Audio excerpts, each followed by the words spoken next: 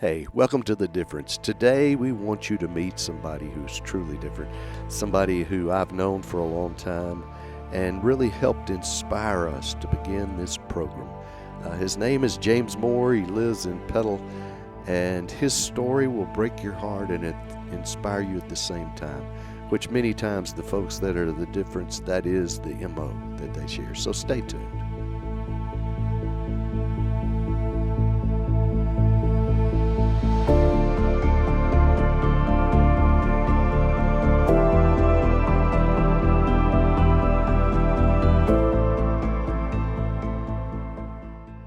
Here's Steve Kesty. Hey, I shortened it this week, Steve. There you go. I'm ready. Let's do this thing. You know, we released this Bicycle Logs book this past year with Walter Anderson, and it's talking about all of his bicycle journeys. You know, you and I are talking about this starting this new year, and we've been reflecting on things that have gone on. And here, you know, the conversation about this bicycle. Well, we have a friend who's very much in the bicycle business, James Moore. Yeah. And his story, like you said in the intro there, just what a tragic, heartbreaking story, but one that he's turned around and made something into that is just beautiful. Yeah. Jim has been a friend. His sister was my secretary when I was pastor at Petal. He was kind of my security. We were right on. He would come and sit in the back and kind of watch over me. It was through him that we did a little outreach with some homeless folks, and he has an incredible fixture that's kind of a cultural fixture there in Hattiesburg Moore's bike shop.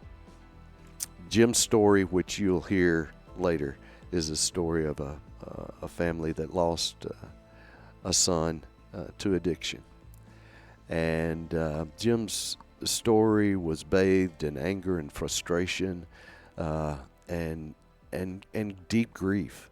And out of that, he just began to figure out how to do something, how to make a difference. And wow, what a difference he's making. And yeah. You know, the scope of his story is literally national, and has been a part of some organizations, events where he has spoken and shared his story and really made a difference. We were able to help with the Hour program and be able to share this story, just have it on our heart today to revisit this conversation with James, because what he is doing and what he has done, it is inspiring, and it has allowed us with this organization to come alongside him as well. Right. And we'll talk about this maybe in the second episode, but part of what Jim wanted to do is make a difference, but he didn't want to start another nonprofit.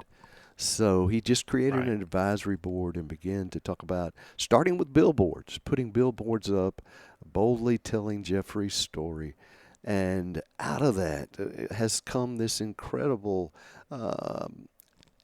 difference-making force and movement that's just kind of hard to describe. So we hope you'll listen. This is from an interview we had with Jim when we had our video and TV show. And we're kind of taking parts of it and sharing it with you, the audio parts, to let you begin to meet this man who truly is making a difference every day. Today we're here in Moore's Bicycle Shop, a unique repurposing of a church, where once there was worship and singing in a baptistry, now there's seats and handlebars and gears.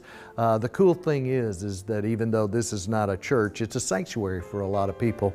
A lot of folks coming here seeking recreation, seeking status, seeking a lot of things, and they're always greeted with a staff who is there to serve and to meet their needs.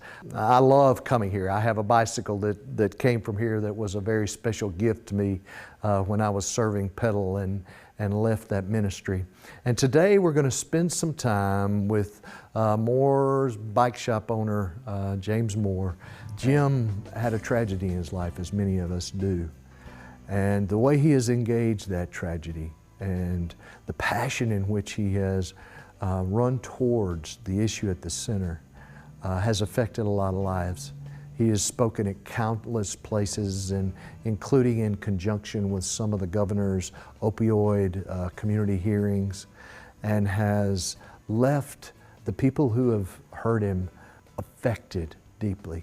And I think once you begin to hear him speak, you'll understand. He will tell you about his son Jeffrey and the tragedy that changed the course of his life.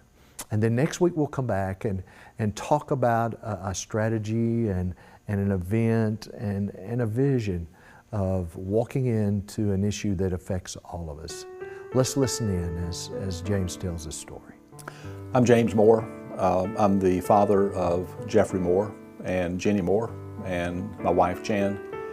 Our son Jeff began having some problems in junior high school, some learning disabilities. Was diagnosed with those and put on some prescription medications to try to help him focus. Unfortunately, about that time, he also discovered some friends who were using marijuana and began exchanging pills at school. We got Jeff some help over the summer before going into high school and a short stay in a treatment facility. We felt like things were on an even keel at that point. But as he began high school, he began to fall further behind and have more difficulty. And the difficulty was not just in the substance use. There were just some emotional, troubling times that he had, and that caused him to begin to miss some school and fall further behind. He eventually did graduate to high school, and at that time I felt like my wife also deserved a diploma for all the work that she did catching him up and keeping him in school. He started Jones Junior College for a 2-year program to get a certification in computers, and did well for the first year. Decided to move to Texas with his girlfriend to go to school there in Houston, and seemed to be doing well there. And we were really happy when they announced that they were going to come back to Hattiesburg and finish school and be close to us again. Jeff began working in the family business, the bicycle shop, and he was such an incredible worker. He was the kind of person that could talk to the college professor that drove up in a Saab that wanted to spend $5,000 on a bike to put on top of the car just because it looked good. He could also talk to the person who showed up before we opened with a flat tire that needed to get to his job at Burger King so he didn't lose his job. And that there are few people that can instantly communicate with that wide a range of personalities as Jeff did. As Jeff was working at the bike shop, I began to notice that he seemed to still have some issues that appeared to be addiction related. It was in 2015 when he came to Jan and myself and confided in us that he needed help. We took him to a local doctor who got him into the ER, and they recommended detox. And Jeff didn't want to do detox because he'd been in school for 7 years at this point, working on that 2-year degree because he had changed his topic a couple of times. And he was just a few weeks away from graduation. Being a victim of this disease, he had used every second chance he had been given. He had used every day that he could possibly miss. And he said, "Dad, if I miss any school, I won't get to graduate." And I assured him that if he would do the 5 days of detox, that I would walk him back into his classroom and he would graduate. And he did the detox, and I got him back in school, and a few weeks later he did graduate. The amazing thing to me is that under the weight of addiction to heroin, he was injecting heroin at the time, his final semester he made the dean's list as he graduated. I don't know how a person manages to do that, but he did. After the detox, he began seeing a counselor, but it was just a matter of months before we noticed his behavior change through working at the bike shop. And things were getting worse. And it was complicated by the fact that Jenny, his older sister, was also his manager. So we had the family dynamics in the workplace, which can be tricky. But Jeff came to us again, we came to him and said, something's got to give. This is not working. We've done all that we can do. We think that you need more help. And he agreed to go into a local 90-day inpatient program here. And that was a tough decision for him because his fiance had left him at that time. And it was just Jeff and his 2 dogs, Ziggy and Teddy. And he loved those dogs as much as he loved people. I assured him I would take care of the dogs, would visit them several times a day. He made the decision to admit himself into this program. We were not able to visit him for the first few weeks. That's just the policy of most treatment facilities. On our first visit, we went, I noticed he'd put on quite a few pounds, and I checked ourselves in. We had 4 hours. And immediately I thought about Ziggy and Teddy as dogs, and I told Jan, I says, I'm gonna run out, get us some food, I'll be right back. So I went through a drive-through, got some food, but I went to his house and picked up Ziggy and Teddy and carried them back to the facility. And we sat outside for 4 hours at a picnic table with Jeff holding Ziggy and Teddy as we began to catch up and talk and see his progress. Over the next few weeks, we would visit every Saturday for the full 4 hours, and it didn't happen immediately, but we began to notice a softening. The anger began to melt, and Jeff clearly was with the program. He was beginning to have some hope that he had not had for his future in a long time. 60 days into the 90-day program, I received a call from Jeff informing me that he had incurred his 4th behavioral violation and was being ejected from the facility, and that I needed to come and pick him up. Jan and I were devastated. As parents, we had finally begun to discover what sleep was like, sleep that we had not had for 10 years during this roller coaster ride of his addiction. I picked him up at the lobby of the facility, loaded his stuff in the car, yelled at him, cursed at him, accused him once again of putting self above family. He sat silently as we drove home to have yet another family meeting that we've had many times over. We tried to get him into another facility that same day so he could complete his 90 days that he had committed to us for. Was unable to do that due to some insurance issues. And the next day he decided that he did not want to go back into a facility, but he felt that he could do this on his own, going to meetings every day, going to a therapist regularly. So as a family, we decided that he would stay with us, eat with us, work with me, and at the same time go to meetings at least once a day and go to the job center seeking his own full-time job so he would be more self-sufficient and out on his own. And that worked really good for about a week. It's a week that I have very fond memories of. There was an essence of hope in Jeffrey that he had not had for a long time.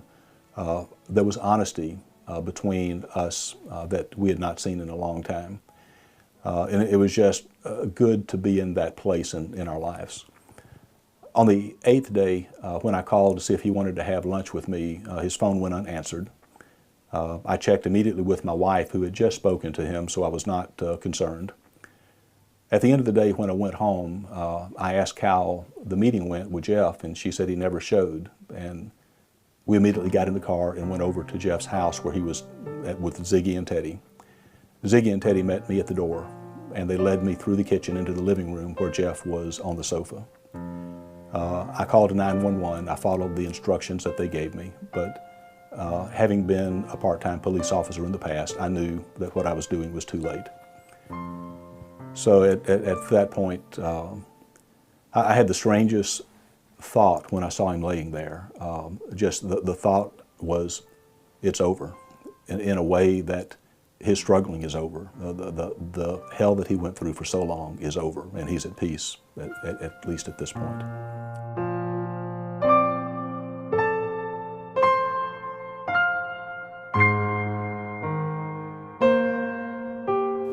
So what I have tried to do since, we went through several months of just a stunned sense of shock.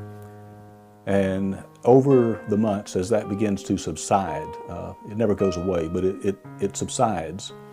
And then you're able to have the courage to start going through the photo albums, looking at the old family movies. I joined a group of folks who had also lost children to a number of means, a group of grieving parents, and I met with them once a month. And that group was very helpful to me, but I also discovered that there were people who were not processing grief in a way that was beneficial to them or to their families. And at that point I made the decision that I did not want my life to be defined by my son's death, but I wanted it to be inspired by his life. And I made the commitment to try to live a life that Jeff was no longer able to live in a way that would help those that he thought a lot of, that were his friends, that I knew that were still living the life of active addiction. And it's at that point that I began to advocate for those suffering for this brain disorder. I remember driving through town one day on the road that I would always go to every morning when I would go to have breakfast with him. And I had a photograph in the car that was important to me because it's a photograph that Jeff took. After his first detox, in one of his periods of sobriety, we went to the Georgia mountains for a 3-day family vacation, just Jeff, my wife, and myself. And it was such a good experience because Jeff was completely sober and he was in an environment away from all the influences that could cause him harm. There were no dealers that he knew there. There was no influences there that would be harmful for him. And it was just the three of us having a good time. What we wanted to do on that trip was to do a little hiking. And so Jan stayed at the cabin to read. And Jeff and I discovered some mountain trails and went out and took a pretty good hike up one. And up near the top, we began to see the distant views. And Jeff said, "Stop, Dad, let's get a picture." And he pulled out his phone and took a selfie of us. And that's the picture that I have carried around with me and in my car. And I'm driving down the main road in town and I'm looking at that picture and I suddenly get so angry that I was not the parent that I should have been. So angry that as a community we view those with this disease as moral failures that I thought I'd like to put this up on a billboard. And the thought came to mind of the civil rights story of Miss Emmett Till when her son was so brutally murdered up in the Delta. She refused to have a closed coffin service because she wanted the world to see the damage that was done to her son through misunderstanding and through hatred. And it was sort of in that same light that I wanted the world to see that this was my son, that I was very proud of him, and that we need to find a better way to address this affliction, this disease. I went to a local billboard company manager and sat down with him and I asked what it would cost if I were to have a few billboards erected using this image of my son and myself. And the guy was very compassionate. He looked at the picture and he says, "If you'll pay for the printing of the billboards, anytime there's a vacancy, I'll put one up." And those billboards came up almost immediately around town and they were up for over a year at different places. And it was those billboards that opened so many doors for me to come and begin to talk to people about this disease. I was approached by so many people who had lived the life of addiction and had now found long-term recovery. And they were just so thankful that someone was beginning to realize that this was not a behavioral choice. This was not a behavioral failing. It was not a sin. It was not a moral issue. It may have started out through a series of bad choices, but as the brain began to be changed by these chemicals, it quickly became a brain disorder, one that is very difficult to live with and difficult to overcome, but it's clearly overcomable by the fact that these people are now raising families, working at jobs, and contributing to our community. I went to the treatment facility that had ejected Jeff. I obviously had a lot of bitterness over that. He never failed a drug test, but it was a series of rule violations that caused them to discharge him prematurely. And I went first to advocate for changes in that policy. I wanted a policy where no one ever would be put out on the street again for manifesting signs of the symptoms of the disease for which they admitted themselves to be treated. And we actually had a long discussion, myself and the leaders of the treatment facility. And at the end of the discussion, I added as an afterthought, you know, if there's any opportunity where my perspective as a father, the things I did right and the things I did wrong could be of value to your families that are going through this program, I'd be happy to come and talk. And I was very surprised that they took me up on that. And so once a week, I go and speak to the families and the patients in one of the 2 treatment facilities in town here. And I've learned so much from them, from the patients that are going through this program, the struggles they have, and the families. What I try to convince these families is to look at this as the medically proven disease that it is. It is not a behavioral issue. It's not something that your child or your loved one did to hurt you. It's something that they're doing because at this point they think they must do it to survive. It's as important to them as food. And if I'm able to simply create a little bit more room for compassion in the minds of those there to support their loved ones, I feel like I've done something in honor of Jeff's life. After Jeff died, Jan and I spent many long evenings out at restaurants. After the meal was done, after the tables were cleared, we would sit there for a long time just trying to absorb what had happened to our family.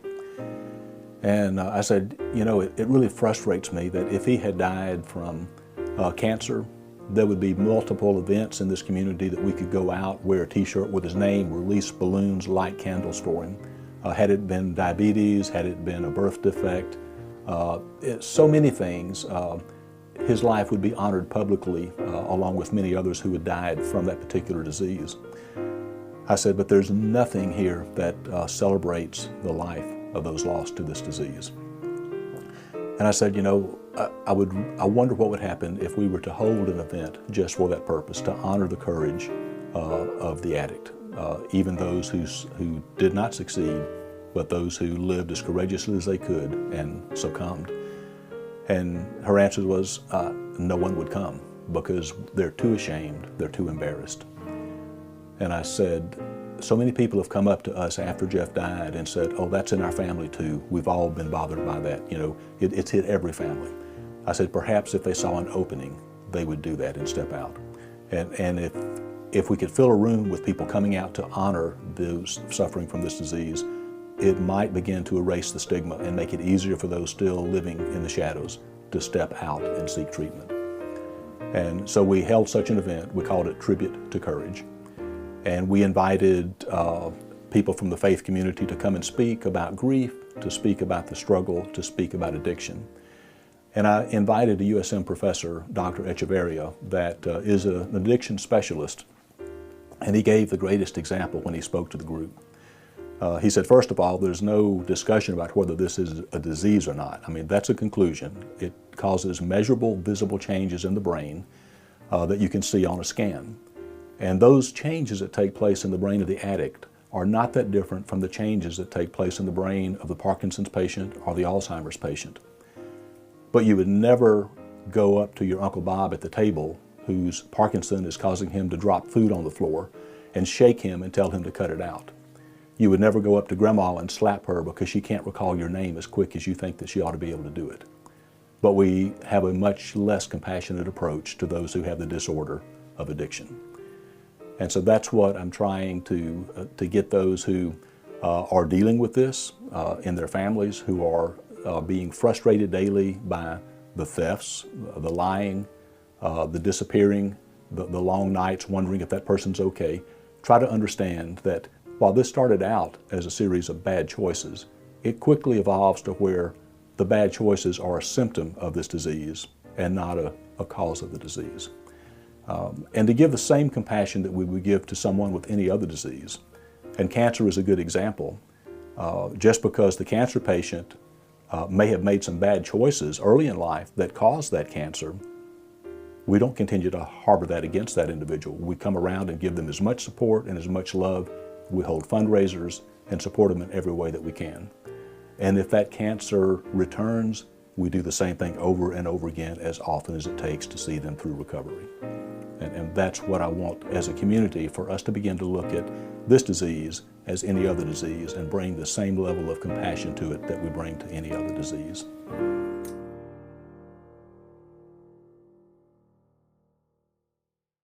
Wow, Steve, what a powerful story. You know, looking back, you know, we recently lost Jimmy Carter. You know, and a lot of people have said a lot of things about his presidency and all of that. And I understand all of these things, but we've never had a president who has been a better ex-president than Jimmy Carter and what he did with his life. And this conversation with James Moore has put us in that mindset today of what legacy we're leaving behind. That's it. You know, as I watched the funeral service and listened to the tributes to Jimmy, I was just reminded how, you know, no matter how your life goes, and he had a tumultuous political career, and afterwards decided to really go where his heart was and work with Habitat for Humanity, and for decades literally helped transform that. Jim, you know, he has his bicycle business. He's done a ton of things, run for political office, and yet this is his legacy of honoring Jeffrey, but more than that, of trying to come alongside people who have struggles every day, and not just talk about it, but truly serve and make a difference. And so we hope you'll stay tuned to our next episode, because Jim's going to share a little bit more about his story and what he's doing. And what our hope is not only will it inspire you, but you may want to become a part of that Jeffrey's Fund ministry and the Road to Recovery. And you can make some donations. We'll talk to you about that next episode, about how to give and be a part of that. It would be our joy to help facilitate some of the things that he's trying to do. And these are the kinds of stories we want to tell. We want to share with folks. This is who we want to be. These are people who we want you to meet and get to know. But more than that, they're the people who we want to get inside your heart and stir your difference reality into being, of what you can do to leave your legacy. So we thank you for joining us today. And as always, hey, remember, live loved.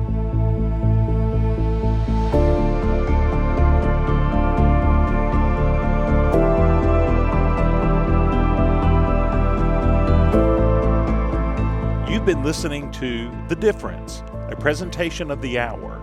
The Difference is made in conjunction with and partnership with the Institute for Southern Storytelling at Mississippi College.